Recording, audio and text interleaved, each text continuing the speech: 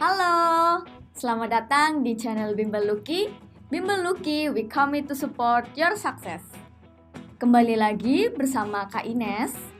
Di video kali ini, Kak Ines akan membahas lanjutan dari video sebelumnya, yaitu membahas tentang tema 1, subtema 2 untuk kelas 5. Sebelum kita masuk ke video pembelajarannya, sebaiknya adik-adik subscribe dulu channel ini, klik like dan komen, serta share ke teman-teman adik-adik. Oke, kita langsung masuk ke videonya.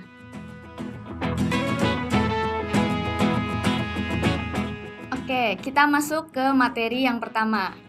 Jadi di video sebelumnya sudah dijelaskan bahwa otot merupakan alat gerak aktif dan tulang merupakan alat gerak pasif. Nah, tulang ini berfungsi untuk menopang tubuh, tempat melekatnya otot-otot, dan memberikan bentuk tubuh. Berdasarkan bentuknya, tulang ini dibedakan menjadi 2. Yang pertama ada tulang pipih dan tulang pipa. Lalu berdasarkan zat penyusunnya, tulang ini dibagi menjadi 2. Yang pertama tulang rawan dan yang kedua tulang keras.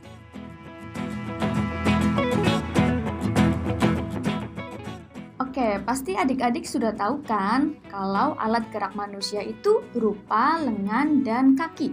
Nah, lengan dan kaki itu tersusun dari tulang-tulang. Coba adik-adik perhatikan ya gambar yang kakak berikan. Nah, kita lihat dari lengan dahulu. Lengan ini tersusun dari tulang lengan atas, tulang hasta, tulang pengumpil, tulang telapak tangan, tulang pergelangan tangan, dan tulang jari tangan. Kita lihat di gambar yang kaki.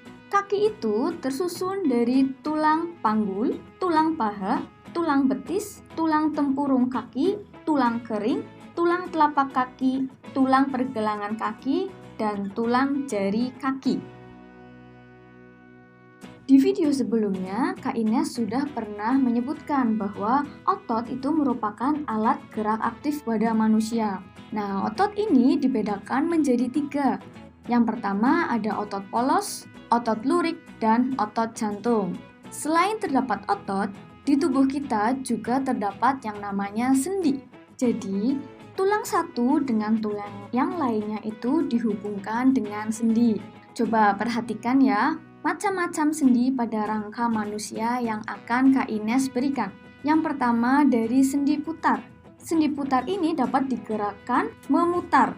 Contohnya ada pada pertemuan tulang leher dan tulang tengkorak. Yang kedua ada sendi engsel. Sendi ini hanya dapat digerakkan ke satu arah saja. Contohnya pada pertemuan tulang lengan atas dan tulang hasta. Lalu ada sendi geser. Sendi geser ini terdapat di antara tulang-tulang pergelangan kaki. Jadi, gerakan sendi ini itu hanya terbatas, yaitu hanya dapat menggeser saja. Lalu, yang keempat ada sendi pelana. Sendi pelana ini dapat digerakkan kedua arah. Contohnya terdapat di antara tulang telapak tangan dan tulang ibu jari.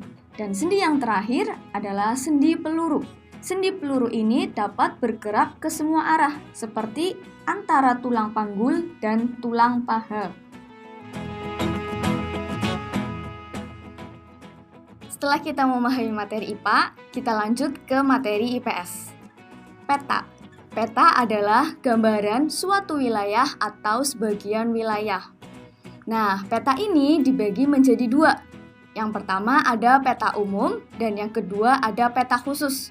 Jadi, peta umum ini berisikan peta yang menggambarkan tentang suatu yang umum, seperti peta dunia, peta wilayah, seperti itu.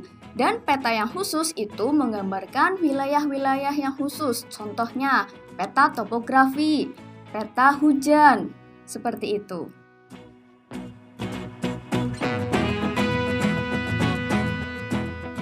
Selanjutnya kita akan masuk ke materi SPDP. Ketika adik-adik akan membaca buku, pastinya adik-adik melihat bagian dari buku tersebut dulu yang paling depan. Nah, bagian buku yang paling depan itu dinamakan cover atau sampul buku. Cover atau sampul buku merupakan gambaran dari keseluruhan isi buku tersebut. Nah, jadi adik-adik, gambar cerita pada cover itu harus mewakili isi dari buku tersebut. Cover adalah bagian terluar dari sebuah buku yang terdiri dari 3 sisi, yaitu sisi depan, sisi belakang, dan punggung cover. Cover yang baik harus dapat menarik perhatian pembaca agar mau membaca isi buku. Nah, untuk itu, cover buku harus memenuhi unsur-unsur yang ini nih. Yang pertama, jenis huruf pada judul harus menarik.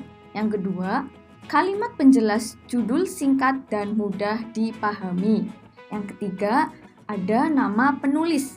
Yang keempat, ada identitas penerbit. Yang kelima, gambar yang menarik dan sesuai isi. Keenam, sinopsis isi buku pada cover belakang. Dan yang ketujuh, identitas buku pada punggung buku. Di sini Kak Ines akan memberikan contoh cover buku yang menarik. Nah, bisa dilihat ya adik-adik, kalau di cover yang Kak Ines contohkan ini sudah ada identitas buku pada punggung buku. Lalu terdapat juga nama penulis, serta kalimat penjelas judul. Lalu ada judul buku dan gambar cover yang menarik. Lalu ada identitas penerbit dan nama penerbitnya. Oke, sekarang kita masuk ke materi PPKN. Negara Indonesia adalah negara yang sangat luas. Negara yang sangat luas ini dibuktikan dengan adanya keragaman-keragaman Indonesia yang sangat banyak. Dari mulai keragaman suku, bahasa, budaya, tari-tarian, dan sebagainya. Tetapi dari keberagaman ini tidak membuat bangsa Indonesia itu terpecah belah karena adanya Pancasila. Jadi di dalam Pancasila itu memuat nilai-nilai luhur agar tetap bersatu dan tidak pecah. Oke, seperti yang Kak Ines sudah sebutkan tadi, bahwa Pancasila itu mengandung nilai-nilai luhur yang harus diterapkan oleh masyarakat Indonesia. Dalam sila pertama, berisi tentang hubungan masyarakat Indonesia dengan Tuhan Yang Maha Esa. Berarti itu intinya tentang hubungan antara manusia dengan Tuhan. Lalu, yang sila kedua itu memiliki makna bahwa hubungan antar manusia merupakan hubungan yang sama derajatnya. Dalam sila ketiga, memiliki nilai kebangsaan dalam masyarakat Indonesia yang bersatu. Sila keempat, mendorong tercapainya tujuan persatuan Indonesia dengan musyawarah untuk mencapai mufakat dalam menyelesaikan setiap permasalahan yang ada. Dan dalam sila kelima itu bermakna bahwa setiap warga negara perlu berupaya mewujudkan keadilan sosial dalam bermasyarakat. Materi selanjutnya adalah bahasa Indonesia. Bagaimana sih cara menentukan ide pokok dalam suatu teks? Nah, di sini Kak Ines akan memberikan contoh bacaan dengan judul Kehidupan Burung. Nanti kita akan bersama-sama mencari ide pokok dari teks tersebut. Di sini Kak Ines akan memberikan satu contoh bacaan yang berjudul Kehidupan Burung. Nanti kita akan bersama-sama mencari ide pokok yang terdapat dalam teks bacaan tersebut. Ada baiknya adik-adik sekalian pause video ini terlebih dahulu, lalu baca teksnya sampai habis.